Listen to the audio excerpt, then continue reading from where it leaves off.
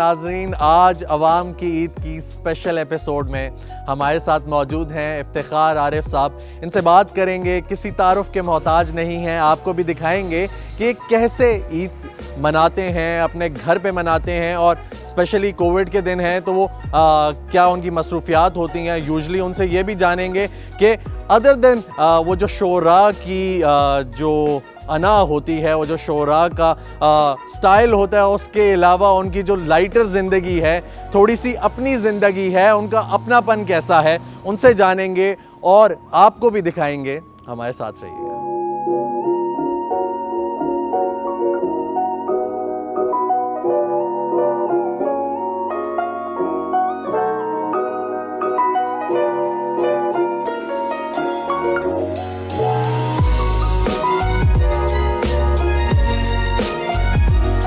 ناظرین، ہمارے ساتھ موجود ہیں افتخار عارف صاحب۔ ہمارے لیے آنر کی بات ہے، قابل فخر بات ہے کہ ہمارے ساتھ اتنی بڑی شخصیت موجود ہیں۔ تھینک یو سو مچ سر، آپ نے ہمیں ٹائم دیا، ہمارے ویورز کو ٹائم دیا۔ بہت مہربانی۔ میں تو اصل میں جب بھی سچ ٹی وی کے لیے حاضر ہوتا ہوں تو مجھ کو خوشی ہوتی ہے۔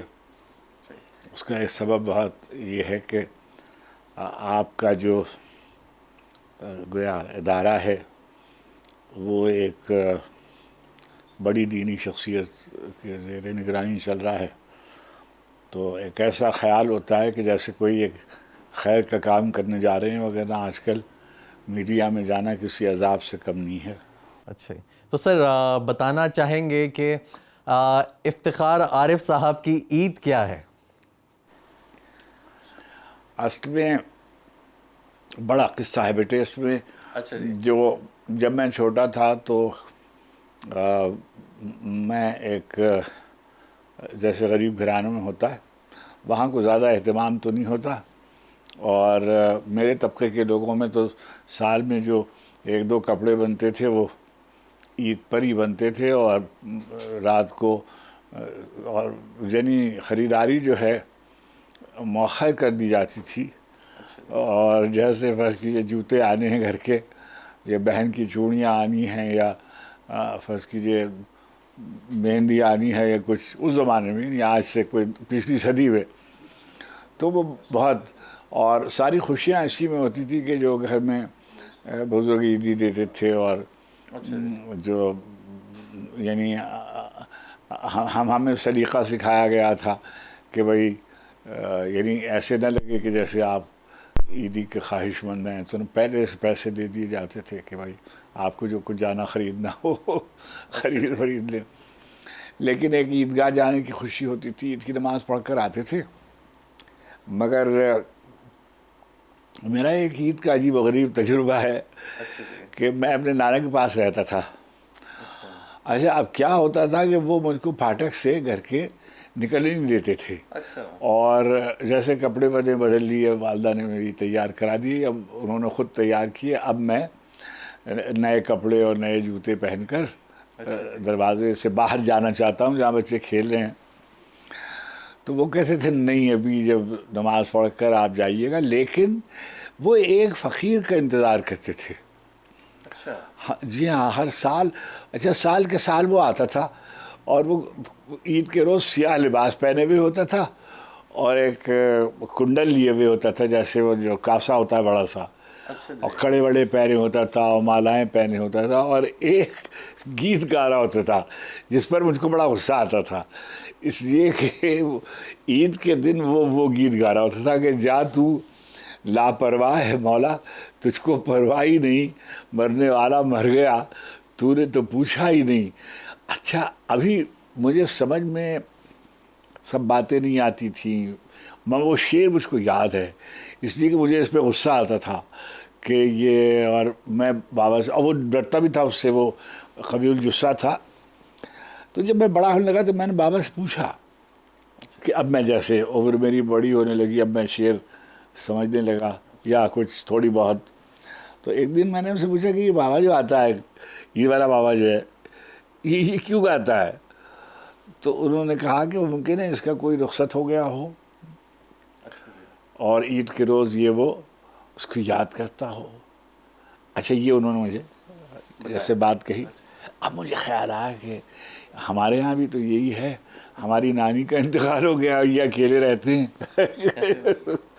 تو ایک تو یہ بچپن کی یادوں میں, اور اس زمانے میں مٹی کے کھلونے ملتے تھے, ہم وہی شاید افورڈ بھی کر سکتے تھے, وہی خریدے بھی جاتے تھے. گجریاں کہتے تھے ان کو, چھوٹی چھوٹی یہ, اور مٹی کے سمجھیے جانور مٹی کے ملتے تھے. بہت سے جانور ایک تختے پہ لگے ہوئے ملتے تھے. اچھا, یعنی ایک تختے پر طوطا بھی بیٹھا ہوا ہے, اور فرض کیجیے بلبل بھی بیٹھی ہوئی ہے, اور کوئل بھی بیٹھی ہوئی ہے, اور مینا بھی بیٹھی ہوئی ہے, اور فرض کیجیے بیا بھی بیٹھی ہوئی ہے, اور فاختہ بھی بیٹھی ہوئی ہے. جتنی مشہور پرندے جو اس علاقے کے تھے وہ خریدتے تھے. تو یہ ایک تو یہ یاد آتا ہے. اب جو ہے اب ہم بیچ میں, اب ہمارے بچے بڑے ہونے لگے, تو میں نے دیکھا کہ ان کے لیے یہ جو لباس کا التزام تھا اللہ تعالیٰ نے کرم فرمایا, اب وہ نہیں ہوتا. یعنی ان کو جب کپڑوں کی, یونیفارم کی, کپڑوں کی, جوتوں کی جو چیزیں ہوتی ہیں, اس سے کوئی ان کو, یعنی اس کی جسے وہ کہتے ہیں آرزو مندی نہیں ہوتی, ان کو سب مہیا کیے جاتے ہیں, بلکہ شاید ان کی ضرورت سے زیادہ فراہم کر دیے جاتے.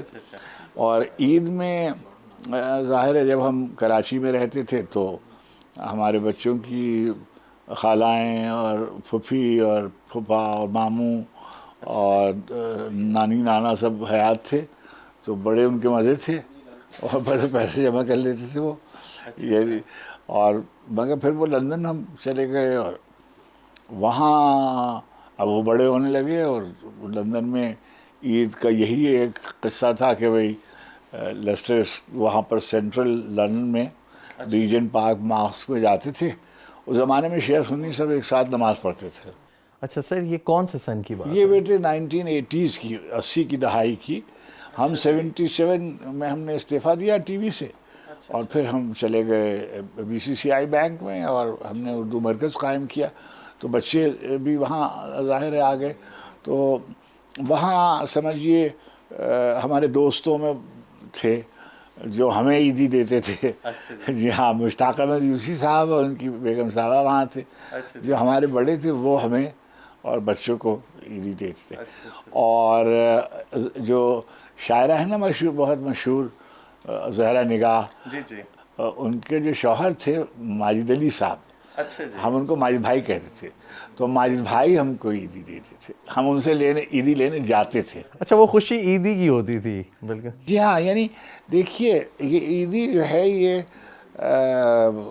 یعنی میں ہر ایک کے لیے مختلف اس کا تجربہ ہوتا ہوگا, مگر میرے لیے جو عیدی کا تجربہ تھا کہ وہ ایک شفقت بھرا ہاتھ ہے جو آپ کے سر پر ہے نا.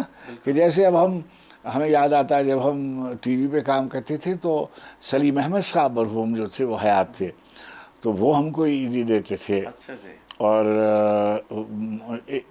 کہاں رہتے تھے, میں رہتا تھا ناظم آباد میں, وہ رہتے تھے پہلے جہانگیر روڈ پہ رہتے تھے, پھر وہ چلے گئے تھے انچولی. تو ہم نماز پڑھ کر سلیم بھائی کو سلام کرنے جاتے تھے, وہ ہمیں 1 روپیہ دیتے تھے. اور اس کے بعد ہم کو عیدی جو ملتی تھی, ایک شاعر تھے اطہر نفیس. اچھا اچھا, کچھ دن تو بس وہ میری آنکھ, وہ جو کیا یہ عشق جو ہم سے روٹ گیا, اب اس کا حال سنا ہے کیا, ہے نہیں, کوئی قہر نہیں کوئی. وہ جنگ اخبار میں کام کرتے تھے, اور اطہر بھائی جو تھے وہ ہم عید کے دن, جیسے آپ لوگ اب کھولتے ہیں نا چینل, تو لائیو اس زمانے میں ٹرانسمیشن ہوتی تھی, کراچی ٹی وی میں کام کرتے تھے.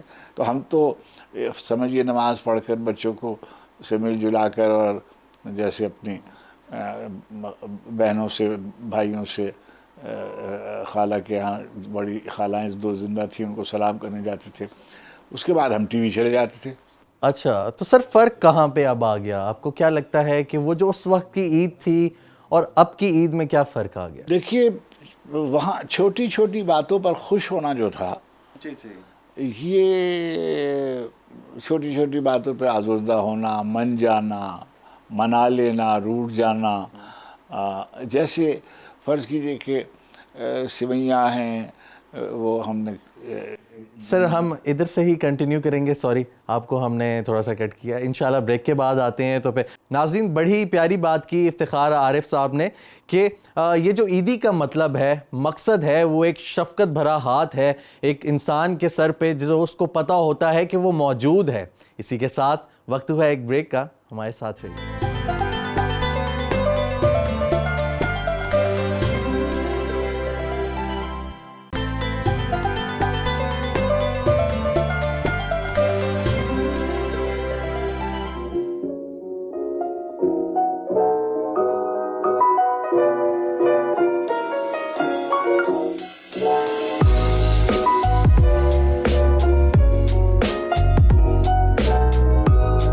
ویلکم بیک ناظرین. جیسا کہ آپ جانتے ہیں کہ ہم لوگ موجود ہیں افتخار عارف صاحب کے گھر میں, اور انتہائی جو ہے وہ خوشگوار سا ماحول بنا ہوا ہے, اور ہم ان کی پرانی یادوں سے جڑے ہوئے ہیں, اور وہ ہمیں بتا رہے ہیں, اپنی یادوں کے قصے بتا رہے ہیں جو ان کے ذہن میں آتے ہیں, جو وہ بچپن میں عید گزارا کرتے تھے. ابھی ہم لوگ ان سے مزید جانتے ہیں کہ عید میں کیا کھٹی میٹھی باتیں ہوتی تھیں, اور اب وہ باتیں کیوں نہیں رہیں, کہاں پہ سنجیدگی کی ضرورت ہے اور کہاں پہ ہنسی مذاق کی ضرورت ہے. سر پھر وہیں سے کرتے ہیں کنٹینیو. آپ کچھ بتا رہے تھے کہ وہ اصل میں کیا ہوتا ہے کہ یہ جو دن ہوتے ہیں جی جی اس میں جانے والے یاد آتے ہیں بہت. بالکل. وہاں ایک طریقہ یہ تھا, روایت تھی کہ عید کے روز جیسے ہم شب برات کے روز ہم قبرستانوں میں جاتے ہیں, وہاں یہ بھی تھا کہ ہم قبرستانوں میں جاتے تھے نماز عید کے بعد. جب میرے والد اور لے جاتے تھے, اور ہمارے دادا مرحوم جہاں دفن تھے, اور جو ہمارا خاندانی اس کو اب اس وقت مجھے یاد نہیں آتا, ایسے ایک بار یاد آتی ہے کہ اس کو ہراول کہا جاتا تھا. اچھا مجھے عجیب لگتا تھا یہ, اس لیے کہ ہراول فوج کے اس دستے کو کہتے ہیں جو پہلے چلا جاتا ہے. اب اس کا مفہوم سمجھ میں آتا ہے کہ وہ لوگ جو ہیں وہ ہم سے پہلے جانے والے. تو عید پہ بہت یادیں آتی ہیں. اب دیکھیے کیا میں آپ سے بتاؤں, جب میرا ابھی پچھلے کوئی 10 برس پہلے جب میں 70 برس کا تھا, مجھے توسیع ملتی گئی تو مجھ کو لندن یعنی یہاں ایران بھیج دیا گیا بحیثیت ECO کے صدر کے. اچھا جی ہاں, مگر بیٹے وہاں جانے سے پیشتر جو میرا کتاب خانہ تھا وہ میں نے کوئی 11,000 کے قریب کتابیں جو تھیں وہ مقتدرہ قومی زبان کی کے کتب خانے کو دے دیں, اس لیے کہ میں سمجھتا ہوں کہ استفادہ جو بھی کرے گا وہ. لیکن ابھی پھر کتابیں جمع ہو گئی. اب دیکھیے یہ والی کتابیں جو ہیں, یہ سارا جو سیکشن ہے اس میں تھوڑا سا ہے, لیکن اقبال پر جو اہم کتابیں ہیں اردو انگریزی کی فارسی کی وہ یہاں موجود ہیں. اچھا, اور اس طرف کو انگریزی ادب, انگریزی زبان میں دنیا کا جو بڑے شعراء ہیں ان کے تراجم اور ان کا ادب, یہ سامنے آپ کے 2 تصویریں لگی ہوئی. ایک وہ لکھنؤ یونیورسٹی کی تصویر ہے, اس سے میں نے تعلیم اپنی مکمل کی تھی, اور یعنی یہ جو پچھلا دسمبر گزرا اس کی سمجھیے آخری تاریخ کو وہ قائم ہوئی تھی. 100 برس اس کے ہوئے. تو مجھے انہوں نے اپنے 10 ممتاز طلباء کی فہرست ایک ان کی ہے, تو جس میں ادیبوں میں کی جو اس میں میں بھی شریک ہوں, جو میرے لیے ایک فخر کی بات ہے کہ میں اپنی دانشگاہ سے. تو اس میں میرے علاوہ ڈاکٹر عطیہ حسین انگریزی کی جو بہت بڑی ناول نگار ہیں, سن شائن آن دا بروکن کالمز اور فینکس فلیٹ جیسی کتابوں کے مصنف, اور سجاد ظہیر صاحب جو کمیونسٹ پارٹی کے اور پروگریسو رائٹرز ایسوسیشن کے بانی تھے, اور پھر قرۃ العین حیدر صاحبہ نے وہیں سے تعلیم مکمل کی. پیچھے فیض صاحب کی ایک تصویر ہے جو میرے ساتھ وہ لگی ہوئی ہے. جی ہاں, ایک اور بات جو آپ کو شاید میں بتاؤں, آپ کو جان کر مجھے بہت سے اعزازات ملے جو یہ لگے ہوئے ہیں. زبردست ہے, یہ نظر بھی آ رہا ہے, بہت ہی خوبصورت. میں پاکستان سے باہر رہنے والا پہلا پاکستانی تھا جس کو پرائڈ آف پرفارمنس ملا تھا. اچھا زبردست زبردست. اور اس جس نے جو کمیٹی تھی منتخب کرنے والی اس کی سربراہی بیگم صاحبہ نے، بیگم نصرت بھٹو صاحبہ نے فرمائی تھی مرحومہ نے، اور وہ بی بی کے زمانے میں تھی. پرائڈ آف پرفارمنس سب سے پہلے، ابھی میں ملک میں نہیں تھا اور اس وقت مجھے ملا تھا. اس کے بعد مجھے ستارے امتیاز ملا اور ہلال امتیاز ملا. ایک اور جو مجھے اعزاز ملا وہ اس طرف کو ایک تصویر رکھی ہوئی ہے، اس کا نام ہے پیر غلامان حسینی. اچھا جی ہاں، میں نے یعنی یہ ایران میں مجھے حاصل ہوا، اور وہ اعزاز ملتا تھا ان لوگوں کو جنہوں نے سید الشہداء امام حسین علیہ السلام کے بارے میں لکھا ہے کچھ امتیاز کے ساتھ. تو میرا یہ شرف ہے کہ وہ مجھے میسر آیا. پھر یہ ایک چھوٹی سی سند یہاں لگی ہوئی ہے جو میں نے فرہنگستان زبان و ادب ملی ایران جو ہے، وہ بہت ہی بڑا ادارہ ہے تہذیبی اور ادبی ایران کا. اس میں پہلا غیر ایرانی رکن ہوں، اعزازی. جی ہاں، میرے دوست اور میرے محسن پروفیسر ڈاکٹر حداد عادل جو رئیس فرہنگستان زبان و ادب ایران ہیں، ان کی طرف سے. پھر جو یہاں بہت سی تصویریں ایسی لگی ہوئی، پیچھے میرے لگا ہوا ہے بہت ہی خوبصورت ستورہ. یہ اس وقت جو فاطمہ راکئی ایک ان کی بڑی شاعرہ ہیں، یہ امام حسین علیہ السلام کے سلام کا ایک مصرع خطاطی میں کر کے انہوں نے میری رخصت کے وقت مجھے دیا تھا. یہ لگا. یہاں آپ دیکھتے ہیں جو یعنی کربلا جو ہے وہ 1810 میں اس طریقے کی تھی.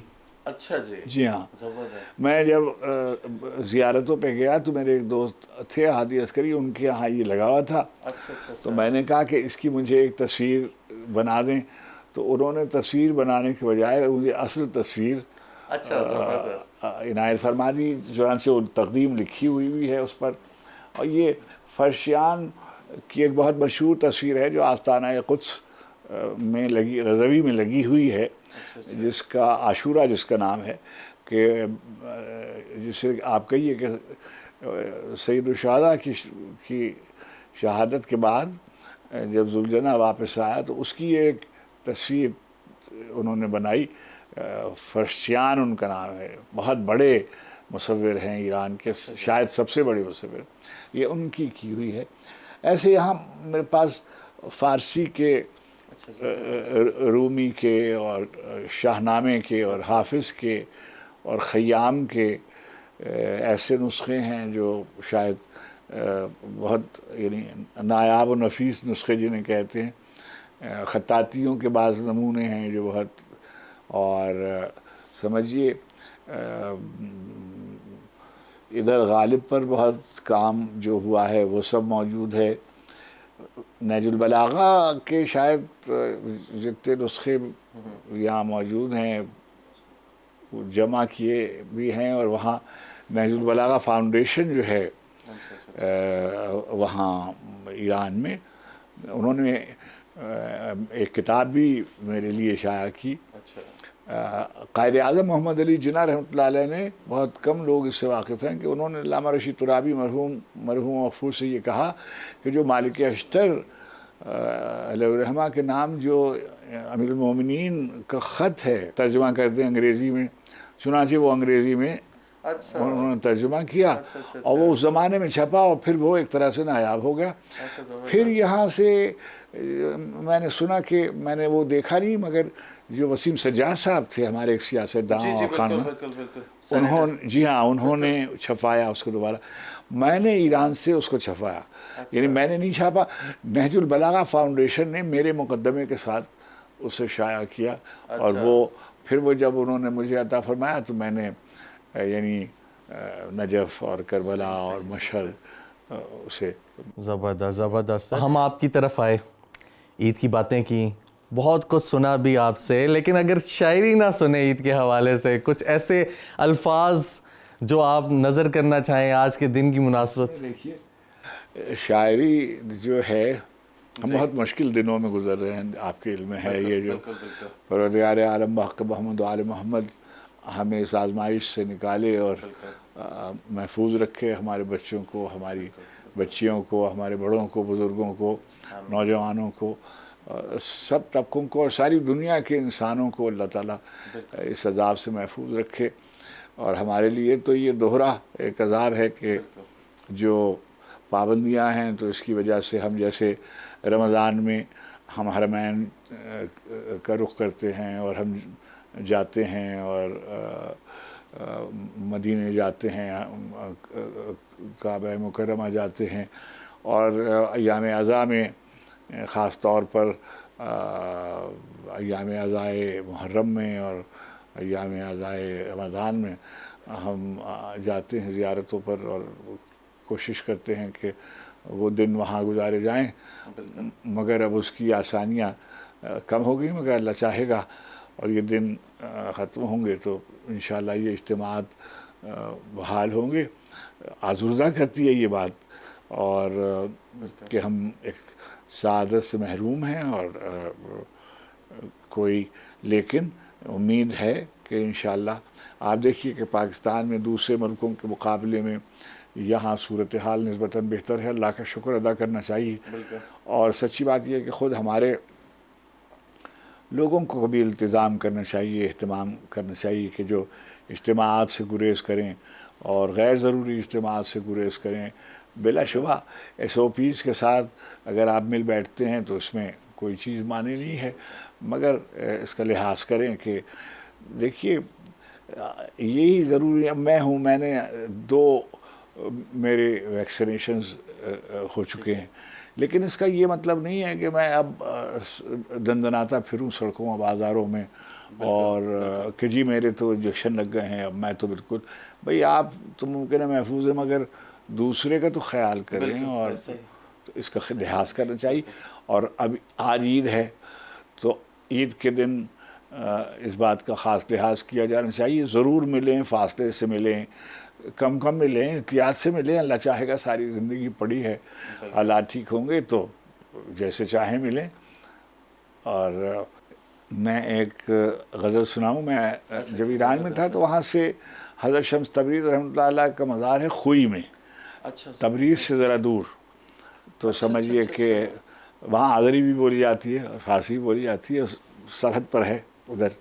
اچھا، زبردست۔ تو خوئی میں ہمارے ایک بڑے عالم دین تھے جو مرجع تھے، علامہ خوئی، اور جن کی تفسیر بہت مشہور، تو وہاں میں گیا اور علماء بھی تھے ساتھ، اور ان کے مزار کی تجدید ہو رہی تھی۔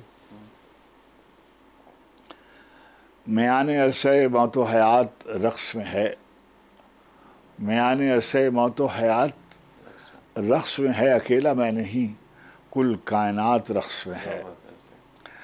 میان عرصہ موت و حیات رقص میں ہے، اکیلا میں نہیں کل کائنات رقص میں ہے۔ اتاق کنگرے عرش کے چراغ کی لو، اتاق کنگرے عرش کے چراغ کی لو کسی گلی کے فقیروں کے ساتھ رقص میں ہے۔ اتاق کنگرے عرش کے چراغ کی لو کسی گلی کے فقیروں کے ساتھ رقص میں ہے۔ ہر ایک ذرہ ہر ایک پارے زمین و زمان، ہر ایک ذرہ ہر ایک پارے زمین و زمان کسی کے حکم پہ دن ہو کہ رات رقص میں ہے۔ ہر ایک ذرہ ہر ایک پارے زمین و زمان کسی کے حکم پہ دن ہو کہ رات رقص میں ہے۔ مجال کس کی کہ جنبش کرے رضا کے بغیر، مجال کس کی کہ جنبش کرے رضا کے بغیر، جو رقص میں ہے اجازت کے ساتھ رقص میں ہے۔ مجال کس کی کہ جنبش کرے رضا کے بغیر، جو رقص میں ہے اجازت کے ساتھ رقص میں ہے۔ وہ قونیاں ہو کہ بغداد ہو کہ سیون ہو، وہ قونیاں ہو کہ بغداد ہو کہ سیون ہو، زمین اپنے ستاروں کے ساتھ رقص میں ہے۔ کیا بات ہے جی۔ وہ قونیاں ہو کہ بغداد ہو کہ سیون ہو، زمین اپنے ستاروں کے ساتھ رقص میں ہے، میں اپنے شمس کی آمد کا منتظر تھا، میں اپنے شمس کی آمد کا منتظر تھا، سو اب میرے وجود میں رومی کی ذات رقص میں ہے، میں اپنے شمس کی آمد کا منتظر تھا، سو اب میرے وجود میں رومی کی ذات رقص میں ہے، مجال کس کی کہ جنبش کرے رضا کے بغیر، کیا جو بات رقص میں ہے اجازت کے ساتھ ساتھ رقص میں ہے۔ زبردست جی، زبردست زبردست۔ اسی شعر، اسی غزل کے ساتھ ہم لوگ چلتے ہیں ایک بریک کی جانب، واپس آئیں گے، افتخار عارف صاحب سے مزید بات کریں گے، ہمارے ساتھ رہیے گا۔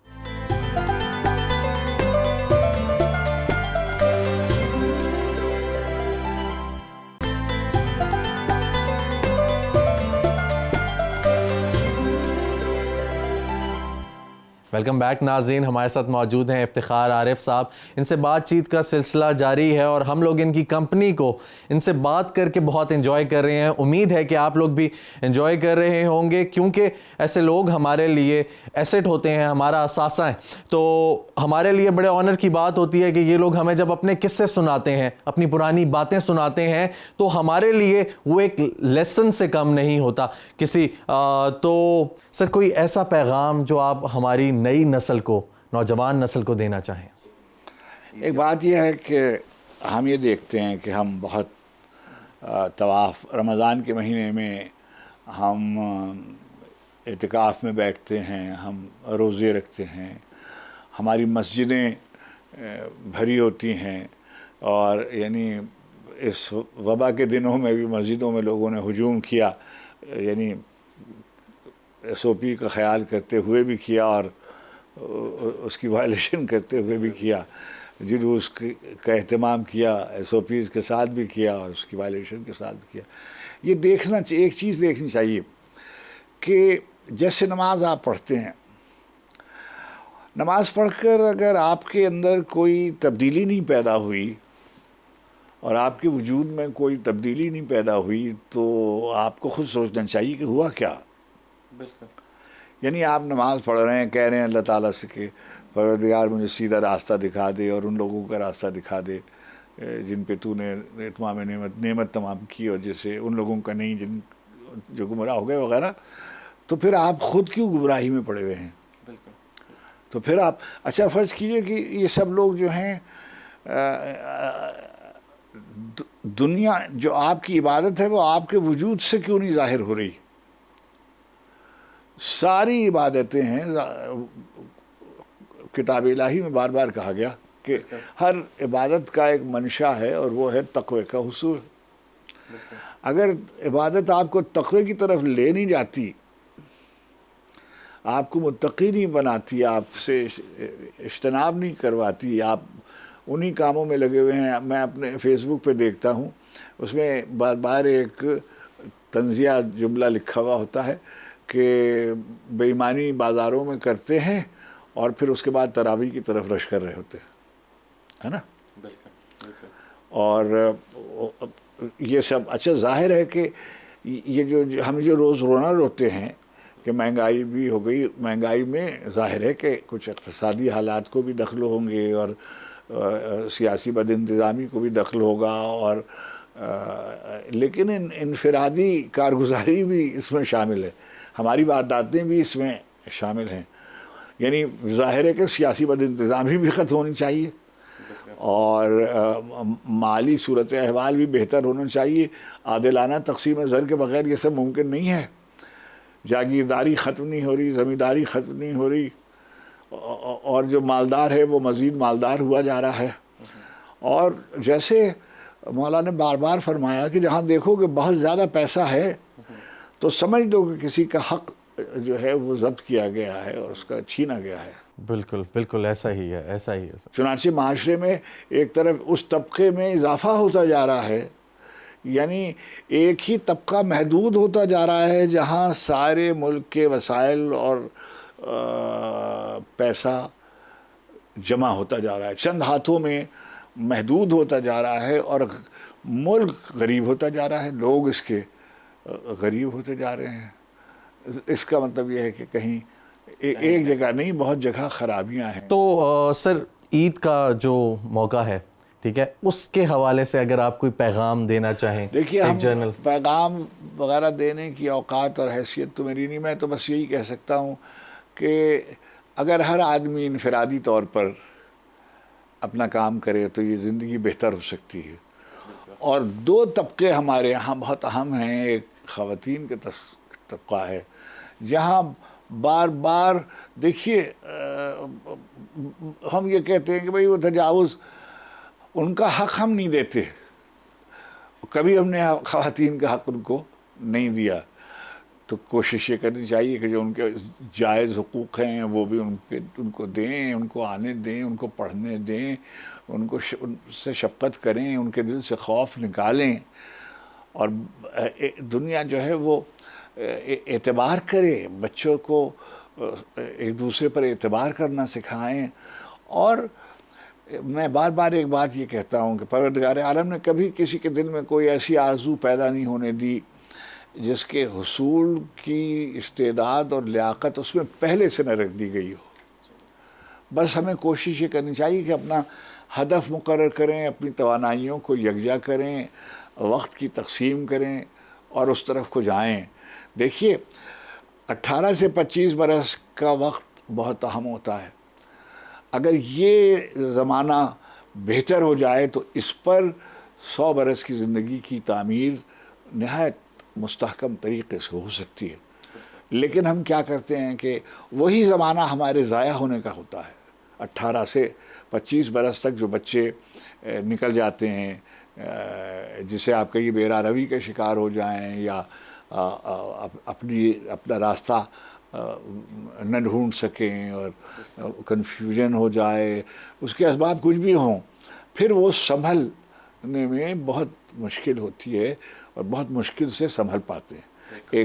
تو نوجوانوں پر اور خواتین پر اس ملک کی فضیلت کا اور عظمت کا اور اس کے مستقبل کا انحصار ہے.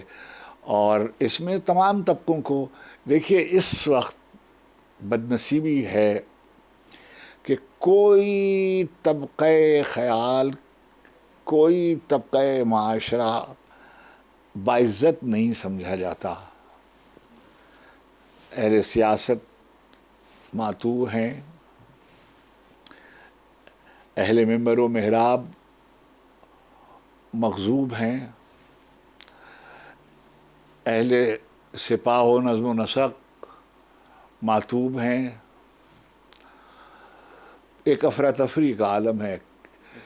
اور اہل طائفہ جنہیں ہم ابلاغ عامہ کہتے ہیں، ان کی کوئی سمت نہیں ہے. اتنی یعنی صاحبان دانش میں دانش کا جتنا فقدان ہے وہ آپ کے سامنے ہے. بالکل بالکل. بہت شکریہ سر، آپ نے اتنی اچھی باتیں کی، ہمیں وقت دیا، ہمارے ویورز کو وقت دیا. اور ڈیفینیٹلی جو آپ سے بات تھی، ہماری جو بات تھی، وہ ایک ایسٹ ہے، وہ لیسن ہے، لائف لیسن ہے آج کی جنریشن کے لیے، کہ جو جنریشن آپ کو سن رہی ہے، جو جنریشن اس سے کچھ سبق لے رہی ہے، اس کے لیے یہ لیسن ہے. ناظرین، جیسا کہ آپ نے سنا، افتخار عارف صاحب نے یہ چیز مینشن کی کہ اپنا خیال رکھیں. یہ جو کووڈ کے دن ہیں، اس میں اپنا خیال رکھیں، اپنے اہل و عیال کا خیال رکھیں، اور غیر ضروری جو ہے وہ گھروں سے نہ نکلیں، کیونکہ احتیاط جو ہے وہ بہت ضروری ہے. اس کے علاوہ ان کا یہ بھی کہنا تھا کہ جو خواتین ہیں اور جو نوجوان نسل ہے، جو ہمارے ملک کا مستقبل ہے، وہ ان پہ انحصار کرتا ہے. اگر ہم لوگ جو ہیں وہ ان کی جو ترقی ہے، ان کے جو حقوق ہیں، ان کی طرف دھیان دیں، تو ہمارا جو معاشرہ ہے وہ بہتری کی طرف جا سکتا ہے، بہتر سے بہتر بھی ہو سکتا ہے.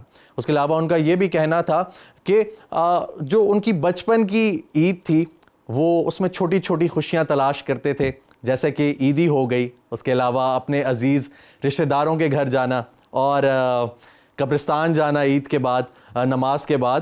تو یہ جو چھوٹی چھوٹی خوشیاں ہیں جو عزیز و اقارب کے ساتھ ہو سکتی ہیں. آج کل کے تو دنوں میں کیونکہ کووڈ پھیلا ہوا ہے، وائرس کے دن ہے، پینڈیمک ہے، ہم لوگ اس کو کنٹینیو نہیں کر سکتے اس طریقے سے. لیکن جس وقت اللہ سے دعا ہے کہ یہ اوور ہو جائے، یہ ختم ہو جائے، تو آپ لوگ جو ہیں وہ جو چیز ہے، وہ جو ہماری بیوٹی ہے، ہمارے کلچر کی بیوٹی ہے، وہ جو ایک احساس ہے، وہ واپس لے کر آئیں تو ہمارا معاشرہ جو ہے اس کے اندر وہ چیز ڈیولپ ہو، تاکہ آپ جو دور جدید میں ہماری جو نوجوان نسل ہے، جو آج کا بچہ ہے، وہ ان چیزوں کو نہیں جانتا. وہ نہیں جانتا کہ 1 روپیہ عیدی ملنے کی خوشی کیا ہوتی ہے. وہ نہیں جانتا کہ نماز کے بعد والدین کے ساتھ اپنے جو بزرگ ہیں ان کی قبروں پہ جانے کی خوشی، وہ جو احساس ہے، وہ کسی کی چھوٹی سی مدد کر دینا. جس طرح انہوں نے بتایا کہ باہر وہ ایک فقیر آیا کرتے تھے، تو ہم لوگ ان سے مجھے بڑی کیوریوسٹی ہوتی تھی کہ یہ کیا چیز ہے، یہ کیوں آتا ہے، یہ کیوں یہ باتیں کرتا ہے. تو وہ پھر ان کے والد صاحب نے ان کو بتایا کہ یہ جو ہیں یہ شاید ان کا کوئی جو ہے عزیز ان سے بچھڑ گیا ہو. تو یہ جو چھوٹی چھوٹی باتیں ہیں، ان چھوٹے چھوٹے واقعات ہیں، بہت اہمیت رکھتے ہیں. تو ہمیں چاہیے کہ ہم لوگ یہ جو اہمیت ہے اس کو اجاگر کر کے رکھیں اپنے بچوں میں، اپنی آنے والی نسلوں میں. اسی کے ساتھ اپنے میزبان جمال یعقوب جعفری کو اجازت دیجیے. انشاءاللہ پھر ملاقات ہوگی. تب تک کے لیے اللہ حافظ.